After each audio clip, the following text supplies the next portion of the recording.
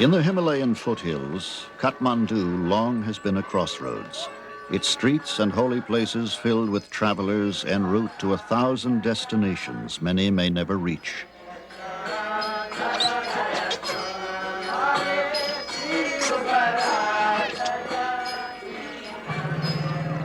Watched by the gods, some go to market to sell or buy.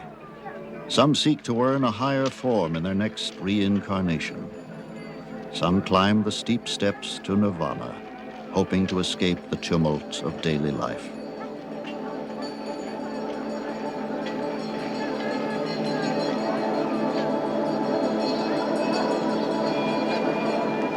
Sometimes the destinations are only disguised beginnings. For Sir Edmund Hillary, first conqueror of Mount Everest, his greatest journey would only begin at the summit.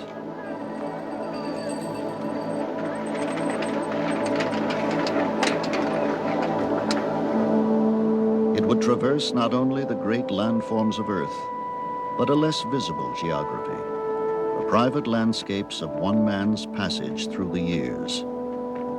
At last, among the long, isolated Sherpas of the Khumbu region south of Everest, it would bring a new challenge, a new adventure, hardly 20 miles from where his journey began.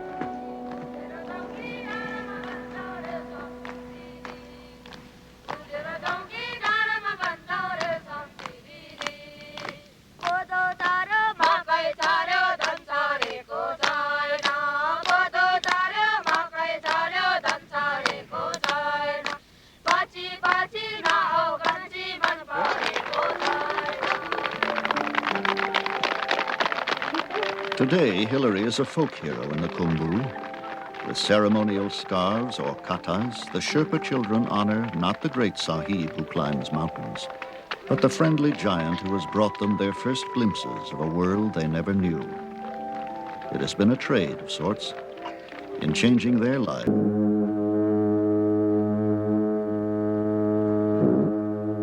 In the Khumbu highlands of Nepal, each dawn is a discovery. Again, the peaks emerge: Amadablam, Kantega, Tamserku, Everest. Silent sentinels of Earth's highest mountains, the Himalayas.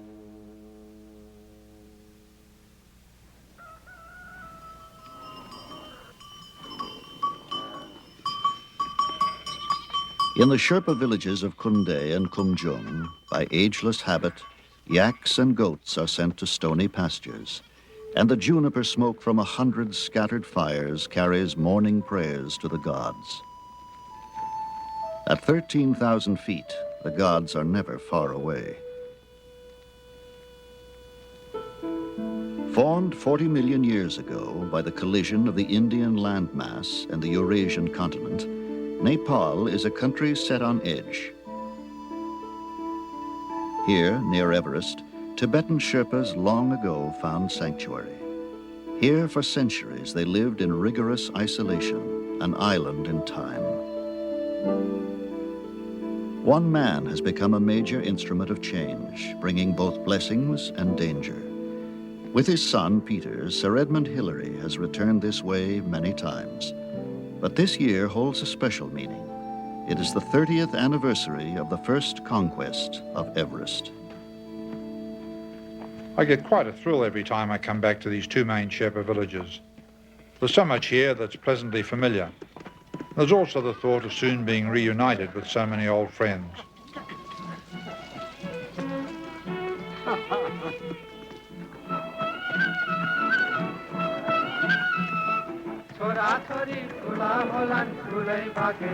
Again they walk the village lanes, welcomed by the greeting of clasped hands and murmured namaste. Already fields are being prepared and planted with grains or potatoes for the short upland growing season.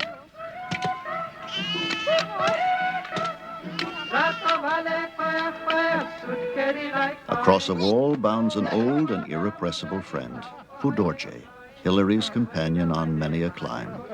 We'll see you tonight. Yeah.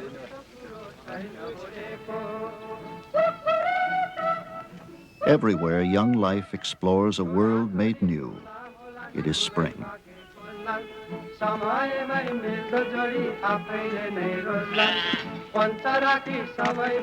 At last, father and son enter the house that long ago became a second home.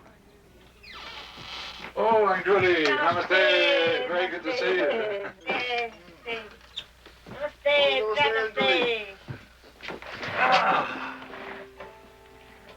In this house, I can always be sure of a warm welcome and a cup of Tibetan tea. Over the years, my family and I have spent much time here with Mingma Sering and his wife Angduli, and they are still my closest Sherpa friends. In daily tasks, Angduli endures. Having lost 8 of 11 children, she eagerly welcomed the Hillary family as her own. Upon the wall hang snapshots, fragments of life captured long ago. Hillary's daughters, Belinda and Sarah. His wife, Louise, and the children. Young Peter with protective God. Playful Belinda, the youngest child. Thank you, Aunt Julie. We Tibetan much logging. Children say all sweet tea. Sweet tea. Yes. Some maybe lagging, maybe not lagging. Lucky. Now a painter, surviving son Temba remains a victim of iodine deficiency, once common in the Khumbu. Hey, Timbo. Pakari. What's that? What's that? Chumaluma? Yeah. Chumaluma. Everest. Pivot on which so many destinies have turned, it was Everest that once joined the widely separated lives of Hillary and Tenzing Norgay, his Sherpa partner on the historic climb. Now, amid the peaks on the trail to Everest, they meet again. Still strong at 69, Tenzing and his daughter Deki have come from Darjeeling to join the anniversary festivities. Oh, Tenzing! Good to see you. My goodness. Yeah. Oh, hi, Dickie. How are you? Nice to meet you. Hi, long time, Tenzing. Good to see you again. Yes, Tenzing. Did you have a good walk up? Oh, very well. Good. Fine, thank you.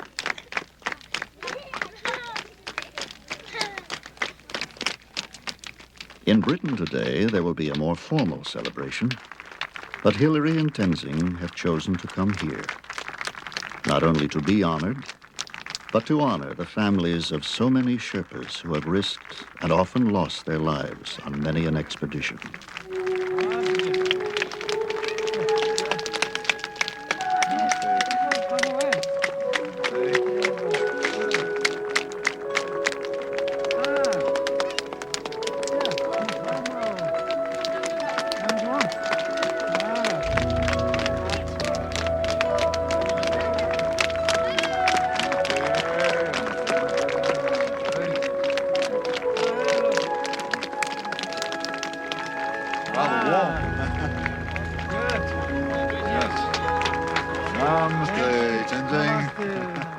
For a moment, two aging heroes pause to honor each other, look back to the victory they shared. Remote, seemingly beyond the reach of human effort, the towering mass of Everest at mid-century had defeated all attempts to reach the summit. Then, as Nepal opened to foreigners, assaults at last were possible from the south. In the British expedition of 1953, guide Tenzing Norgay, already veteran of 5 failed attempts, would be teamed with Hillary, who earlier had cited a possible route via the South Col.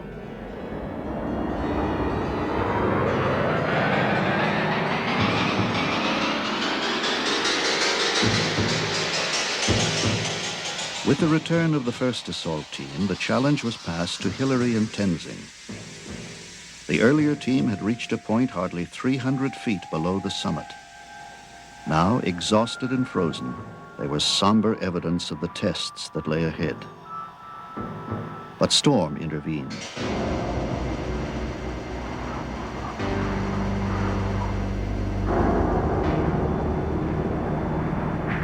Only after a night racked by winds could Hillary and Tenzing at last climb the icy blade to the summit. There they left in the snow a bar of chocolate and some biscuits.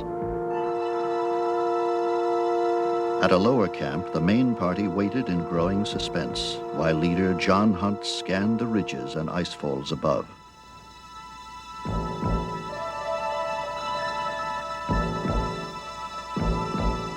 Then, at last, the returning climbers appeared, led by a teammate, lifting his thumb in a sign of triumph.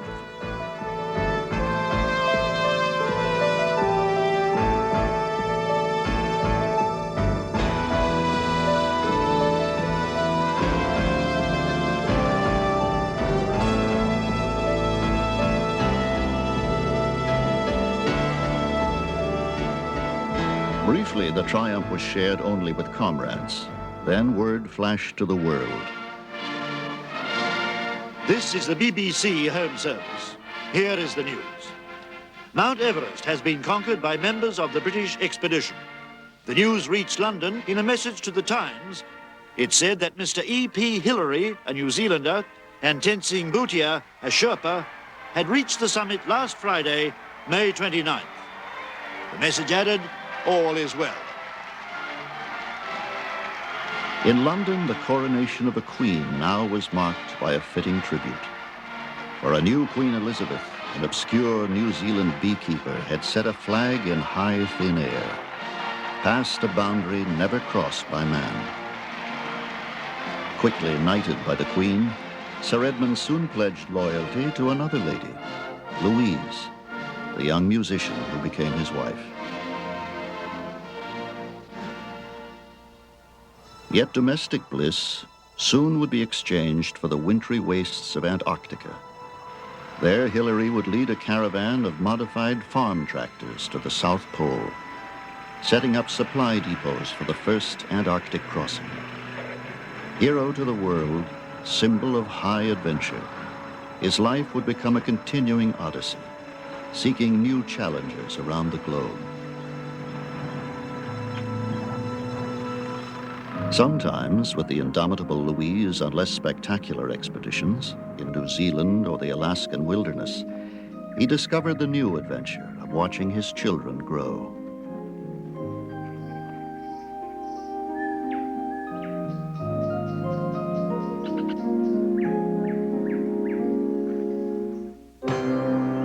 But always Hillary came back to Nepal. Long a forbidden kingdom, locked from the world, Nepal had barely 200 miles of road when at last opened to foreigners in 1949. Its few vehicles, machines, and even grand pianos were brought over the southern ridges on the backs of men.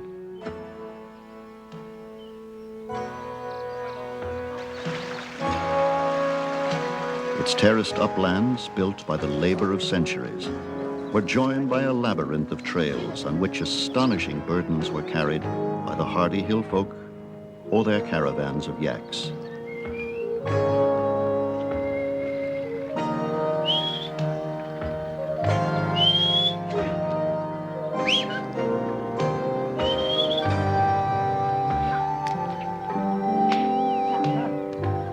Later, each return of the family would become a journey of discovery, particularly for Louise, whose light-hearted accounts of their travels soon became best-selling books.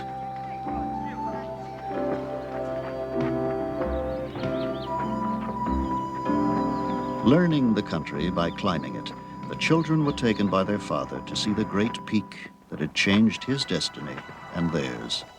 For the first time, 12-year-old Peter would glimpse the mountain that one day would draw him like an inescapable challenge.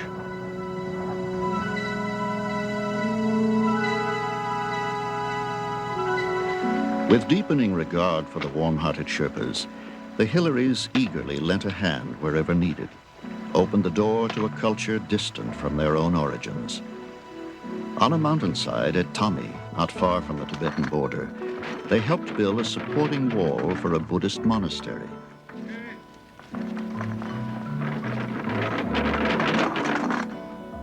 Its new leader was a 12-year-old boy, believed to be the reincarnation of a previous head lama, or Rinpoche. When I first went to the Himalayas, my major interest really was in climbing mountains. I got to know the local people, the Sherpas, and enjoyed them very much. And by spending time in the villages, it became impossible for me not to realise that there were so many things lacking. There were so many things that we took for granted in our society that they simply didn't have. And because I was very fond of my Sherpa friends, I had this sort of nagging worry all the time. Shouldn't we be trying to do something about the future of the Sherpas and to help them to withstand the changes that were likely to take place? Around Hillary, often watching, were the beautiful Sherpa children, open, quick to laugh, endlessly inventive in play. Yet untaught, their innocence one day could become a prison. In all of the Khumbu, there was not a school to help them grow. He would always remember the words of a village leader. Our children have eyes, but they are blind. And it was then at that particular occasion that I decided, well, instead of sort of thinking about it for years and talking about it, maybe I should try and do something about it.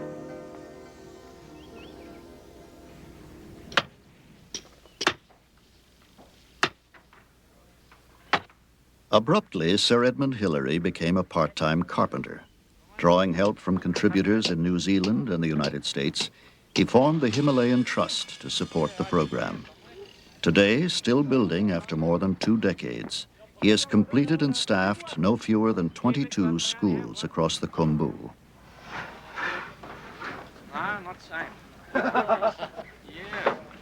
We have a good experienced team to do the job. My brother Rex is a builder by trade back in New Zealand, and he's come over here quite a few times to help on these projects. But without Mingma's organisation and authority amongst the Sherpas, I could have done nothing. The patterns of construction have changed little since the building of the first school in 1961. Some children help, some children watch, some children imitate. For some, classes have already begun.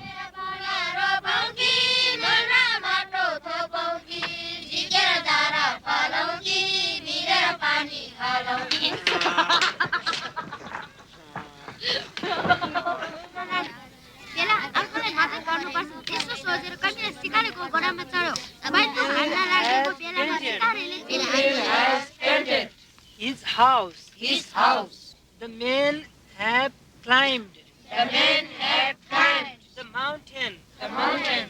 The mountain. The mountain. The men have climbed the mountain. The men have climbed the mountain.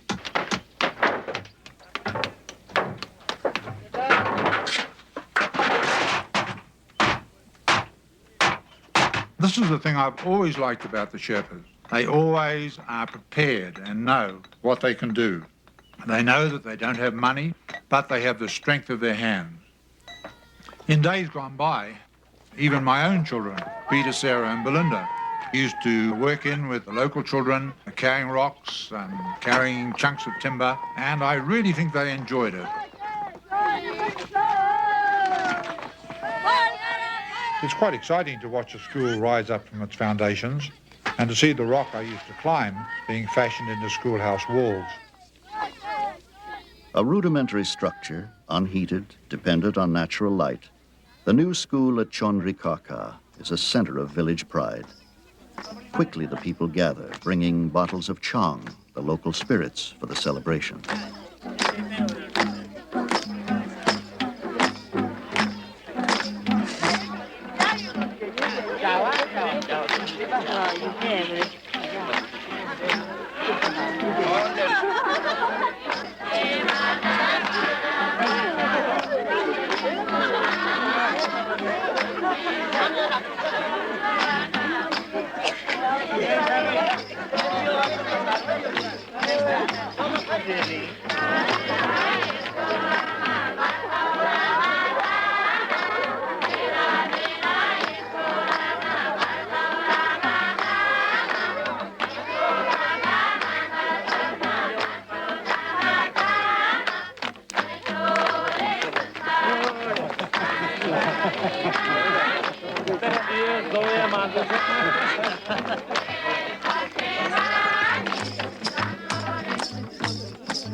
I always feel a slight degree of apprehension about get-togethers like these.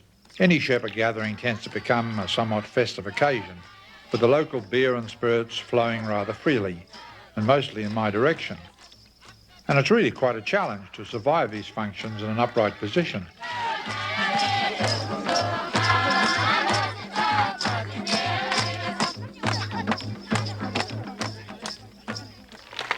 On behalf of the Himalayan Trust and all those who have helped build this school, I have much pleasure now in declaring the school open.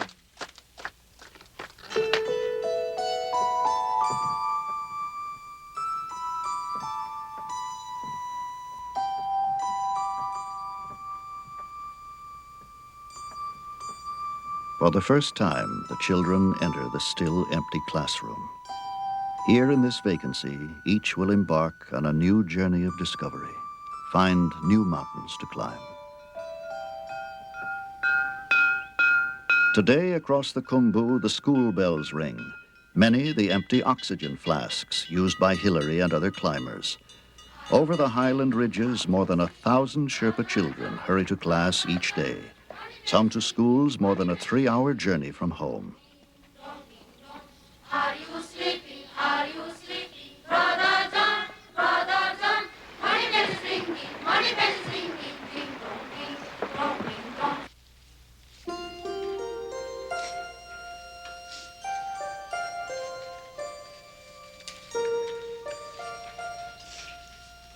At Kumjung, Hillary remains close to its day-to-day activities, still enjoys visiting the first school he ever built, watching children draw pictures of a wider world they have never seen outside a book. Largest of Khumbu schools, with an enrollment of nearly 300, Kumjung has a proud record of outstanding students, some already entering leadership roles in Nepal. Square plus 1 square.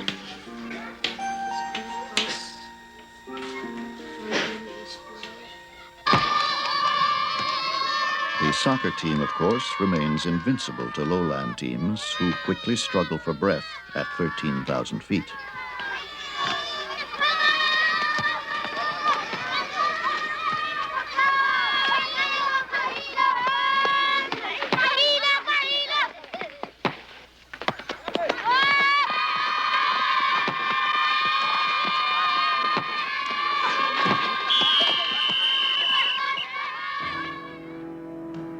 But schools are only part of a wider effort by Hillary and his associates.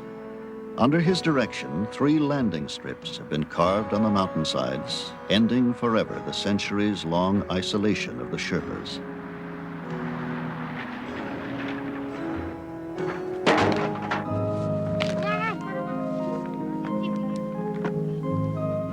In the mysterious symbols printed on the cargo, passing children sometimes try to imagine the wonders of the world from which it came.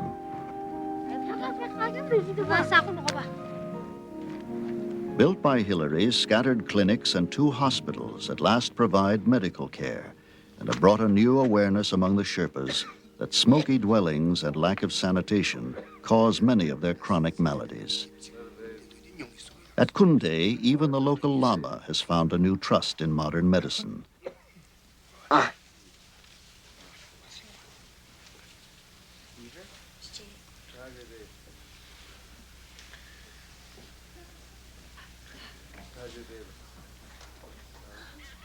In a region where formerly half the youth died before 20, there has been a dramatic improvement in the treatment of children's afflictions and a corresponding drop in the mortality rate.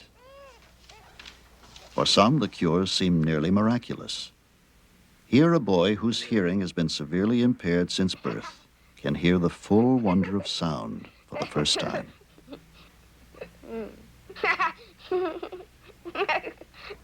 But as Hillary learned during the building of Faflu Hospital in 1975, preparations for errands of mercy are sometimes of little use.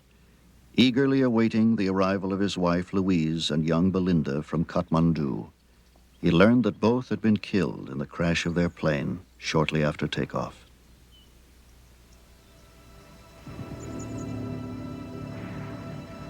For Hillary, that day was darkness, the beginning of a long journey across a private wasteland without compass or place to rest.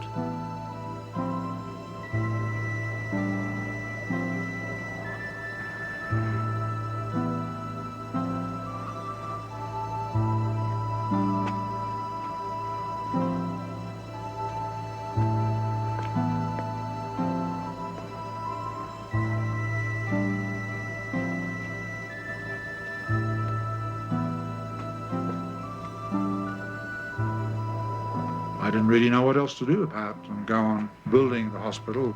And then later we went back to Khumbu and spent time with Mingma and Angduli and various other friends, and that was it. And they, had all helped a bit.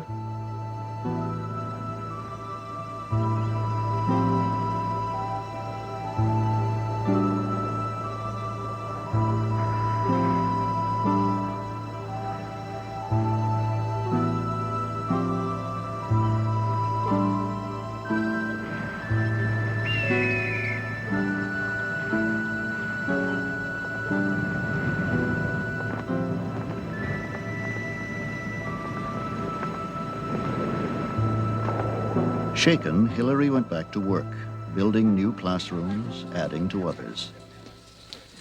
The walls a bit bulgy. Yeah. Well, I think it'd be better to do a proper job with it. And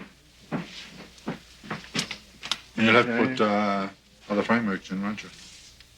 Yeah. Yeah. It's measured.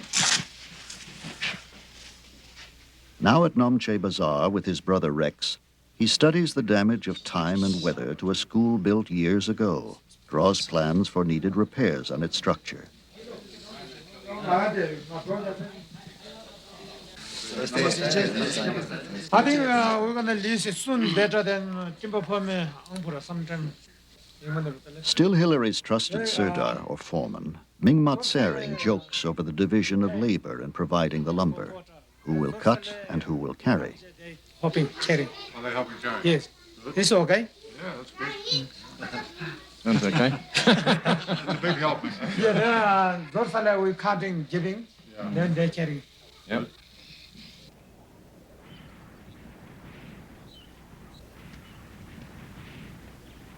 Drawn closer by tragedy, Hillary and Peter each feel a renewed awareness of the risk that lies in every human attachment.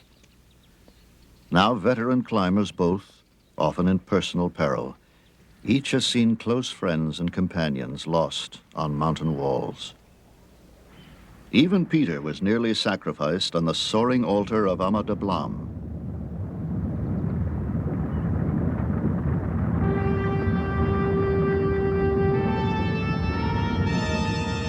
Struck by an avalanche high in its icy wall, severely injured and climbing equipment swept away, Peter nearly died in the 2 days before he finally could be lowered to safety.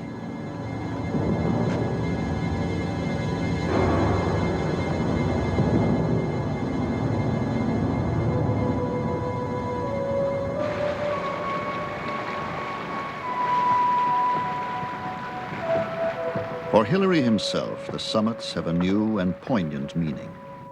He can never again return to those icy heights. Several times in recent years, he has suffered critical attacks of cerebral edema, or altitude sickness. Twice, in delirium, he has had to be led or carried from the thin upper air to lower altitudes to save his life. Today, the man who first climbed Everest must remain below 14,000 feet. But today, with Peter and Mingma, he will press the barrier, view at a distance the summit on which he stood 30 years ago. For at last, Peter is ready to answer the summons he first felt as a 12-year-old boy, staring in awe at the mountain his father had climbed. Already, Peter has begun preparations for an attempt on Everest by its formidable West Ridge. A geologic accident that became the highest point on Earth, Everest has long been a challenge to Western man. But to the Sherpas, the peaks were something else. Migrating from Tibet several centuries ago, the Sherpas found an endlessly changing world of mist and stone, where peaks and trees and streams appeared and vanished with magical swiftness. Quickly, their imaginations populated the landscape with gods, demons, and spirits of every kind. Even the trees were sometimes believed to be the dwelling place of sacred beings.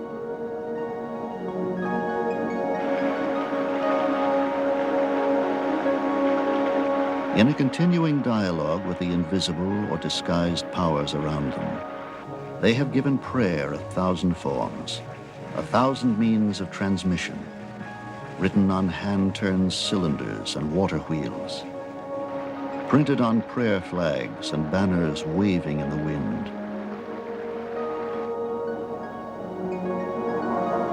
Inscribed on shrines or chotans. Engraved on stone tablets or manis, even on rocks in rivers and trailside boulders. Committed to the elements, it is hoped that the prayers will reach their protective gods. The sun diffuses the fading prayer, rain spreads it through the rivers, wind carries it to the heavens.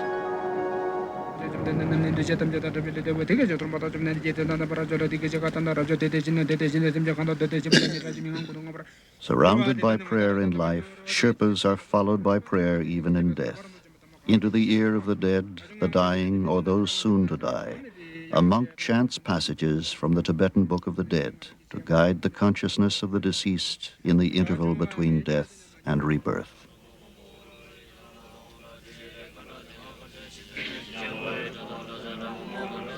Yet prayers must be learned and preserved by the living.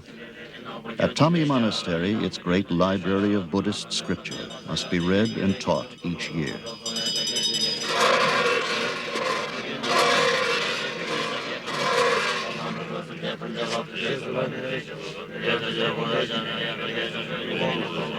Once it was customary for one son in each family to become a monk.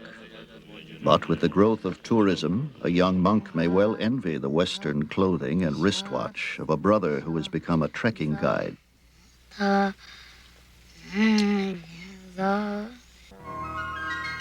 First encountered as a 12-year-old boy, the head lama again welcomes an old friend. With Peter and Mingma, Hilary has come to help preparations for Mani Rimdu, a yearly Buddhist festival to protect the Khumbu. Namaste. I'm very well, thank you. Thank you.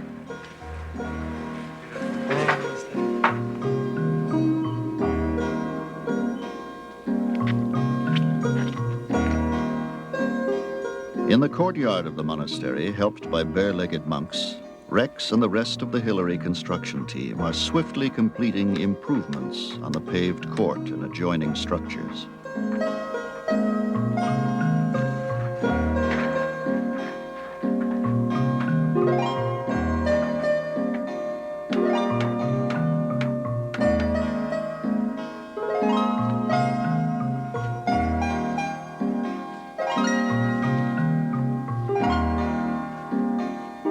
With time growing short, Hilary and Peter also join the crew. Soon the balcony and yard will be crowded with Sherpas and a few tourists who have made the pilgrimage over the steep mountain trails, some from villages many days' walk away.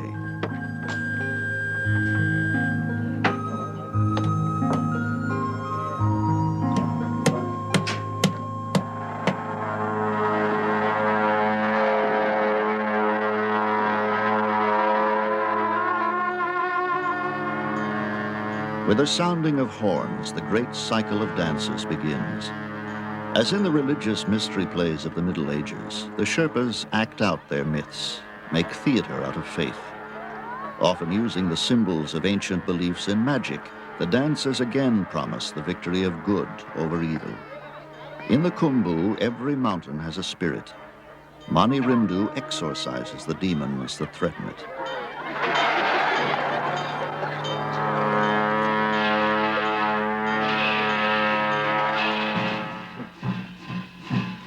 Backstage in the Gompa, or temple, Another ritual is taking place.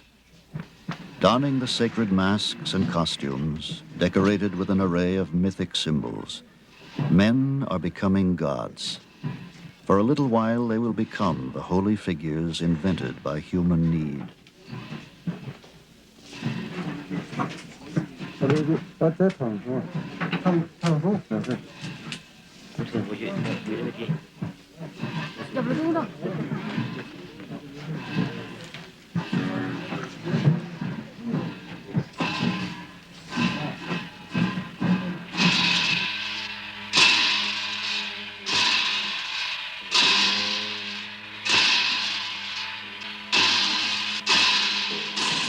Now, like a challenge, a crash of cymbals demands the attention of the threatening adversaries.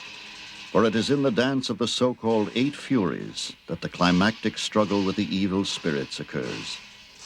In it, the benign gods rise in terrible wrath to defeat and drive away the demons.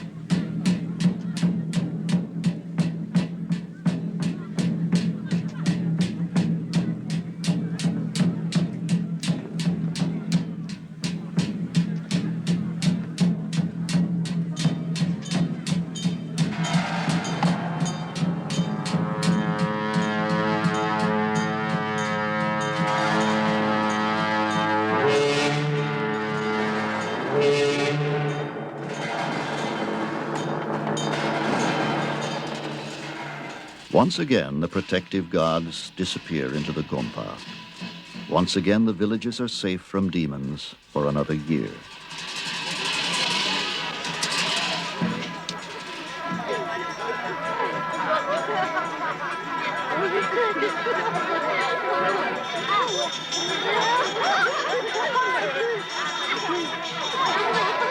As always, the people form a line to pass the Rinpoche, bring gifts wrapped in ceremonial katas. One by one they are blessed, take a sip of tu, or holy water, with a sprinkle on the head, then taste a bit of tolma, made of flour and butter. The ritual greatly similar to Christian communion, with its wine and wafer.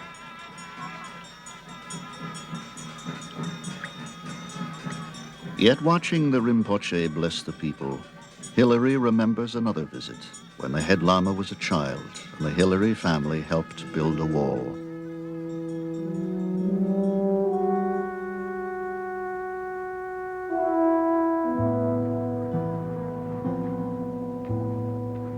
On the western ridge above Kunde, Mingma's wife, Angduli, also remembers.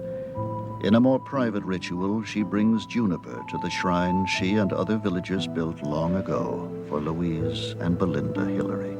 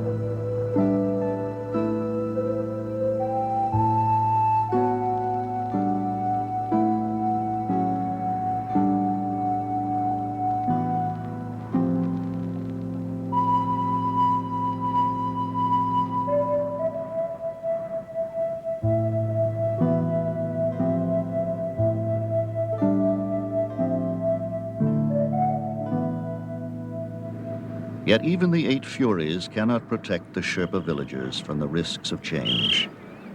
Once reached only by an arduous 2-week walk over mountain trails, the distance from Kathmandu now can be covered by plane in less than an hour, provided, of course, that the Lukla airstrip, which bears some resemblance to a ski jump, can be found in the frequent overcast.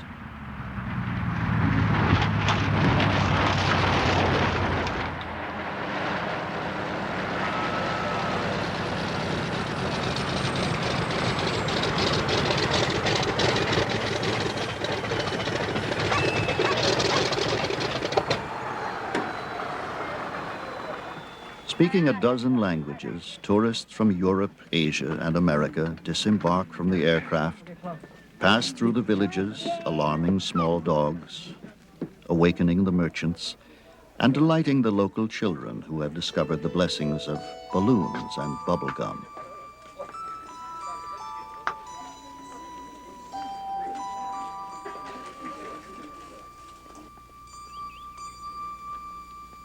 Today, the Khumbu is invaded yearly by thousands of trekkers and porters plodding the steep trails and spreading their bivouacs across the upper slopes like an occupying army.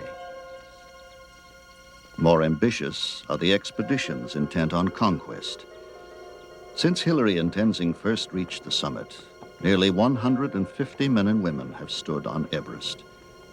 In Kathmandu, there is a growing list of other teams booking dates on which they too can attempt to climb Everest or a score of other peaks.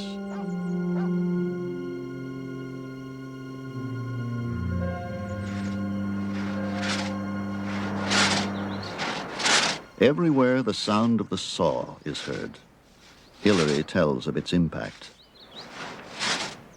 I believe the problem of conservation in the Khumbu area is a very serious one indeed. There are literally dozens of small hotels being constructed with a view to supplying accommodation to walkers and trekkers and climbers. This has put a very considerable pressure on the local timber resources. In the old days, the Sherpas used to have very strict rules about where they cut firewood and how much they cut. And the whole society was well balanced ecologically. All that has changed. Nowadays, most of the upper valleys have been completely denuded, and many of the forests have been thoroughly thinned out. As the Sherpas are learning, their mountain homeland is astonishingly fragile. Not only in the Khumbu, but throughout Nepal, trees are being cut at a devastating rate. 1/3 the nation's forest in the last decade. Already, ravaged slopes are bringing disastrous penalties. No longer held by trees, landslides are destroying terraces built by centuries of patient labor, have even swept away or buried entire villages.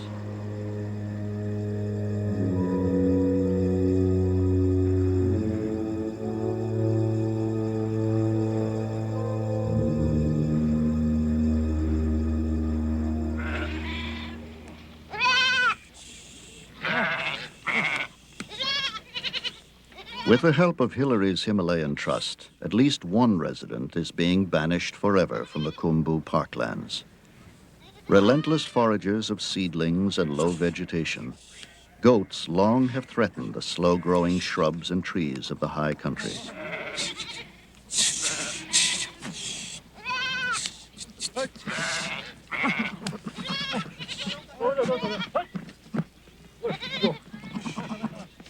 Now Hillary, too, joins in a great goat roundup with Mingma Norbu, warden of the Sagarmatha National Park on the flanks of Everest. From the scattered slopes, almost 500 goats at last are gathered near Namche Bazaar and driven to the less vulnerable lowlands in the south.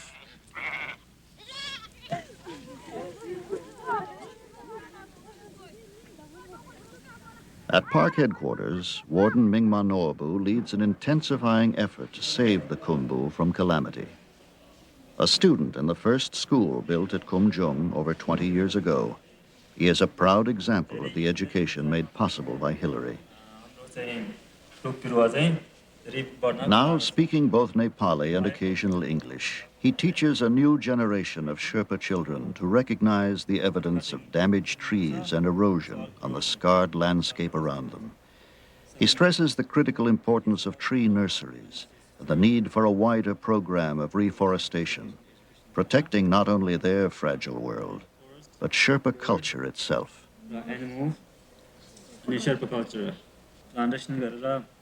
Celebrated in a museum photograph, the climbing of Everest by Hillary and Tenzing hastened the changes taking place in Nepal.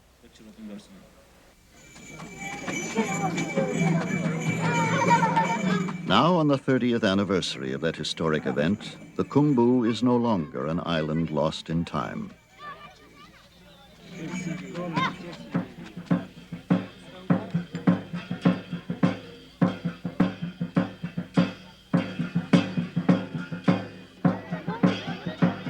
Yet the past sends emissaries. Announced by the beat of drums, ancient protectors of their Tibetan ancestors appear amid the villagers assembled at Kongjung School. Believed to be the guardians of the four gates of earth, snow lions have come down from the icy summits to dance and cavort for the honored guests.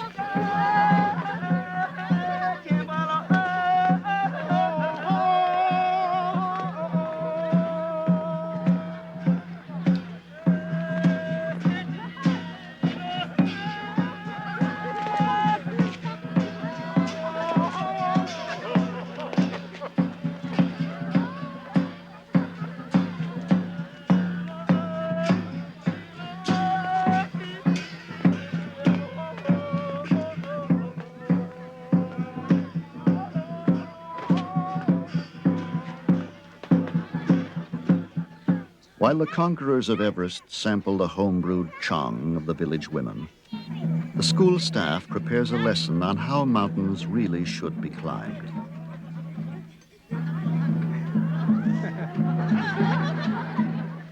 As the guests should know, a little chang steadies the nerves, helps blur the dangers and difficulties that lie ahead.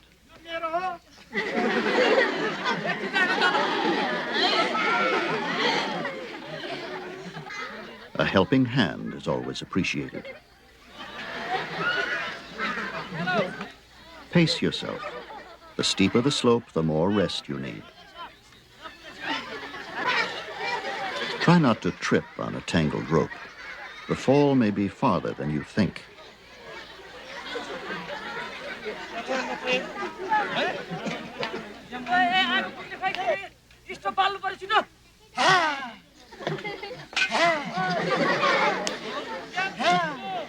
When altitude sickness strikes, a whiff of oxygen can work wonders.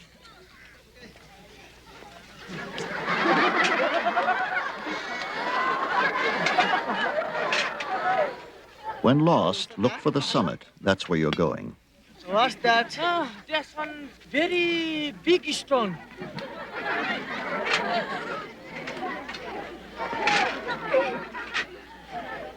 In the final assault on the last gale-swept ridge, don't lose heart. You must help to me. Hello, Santa. You must help to me. Hello, Santa. Hello. I'm ready. I'm going to die. I'm going to die. Hello, Santa. Okay. Thank you very much.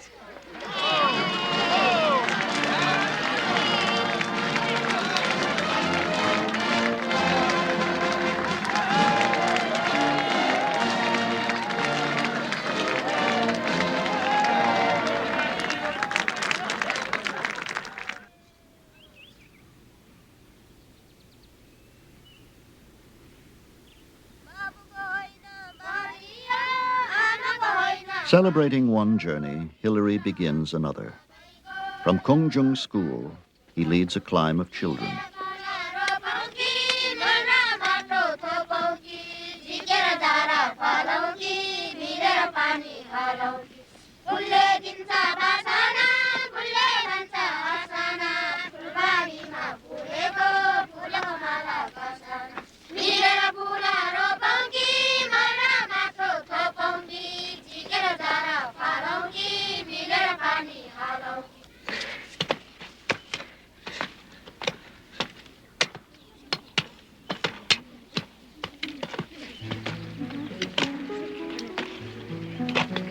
Bearing seedlings of fir and rhododendron from Sagamata's nurseries, the students of Kumjung School are bringing back growth to the blighted slopes below Everest.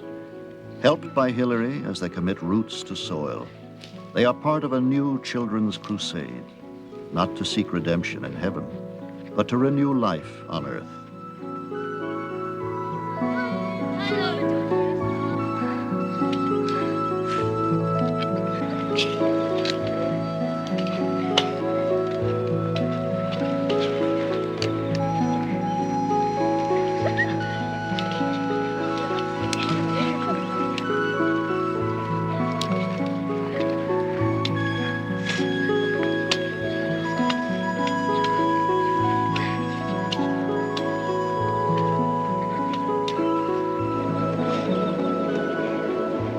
Around Hillary stand the silent witnesses of the journey he began long ago.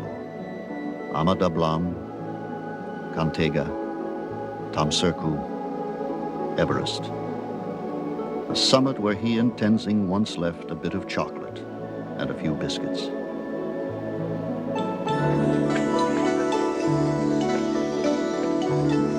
Today he has brought a richer gift, the small beginnings of a new woodland, the little trees protected by the prayers of children.